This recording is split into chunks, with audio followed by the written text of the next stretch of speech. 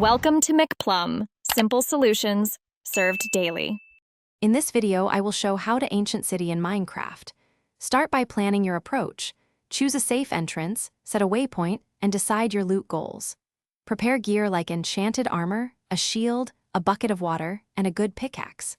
Bring blocks for bridging and extra torches for visibility. I'll guide you step by step so you can explore confidently and avoid common mistakes while maximizing rewards. Prepare your loadout for ancient city runs. Wear resilient armor and bring tools suited for breaking skulk and ancient debris. Pack a silk touch pickaxe for delicate blocks, plus a sturdy backup for quick mining.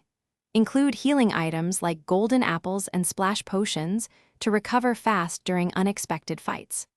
Also have plenty of blocks for building escape routes and torches to keep dark areas visible and safe as you explore. When you reach the ancient city, move calmly and listen for threats like the warden or skulk sensors.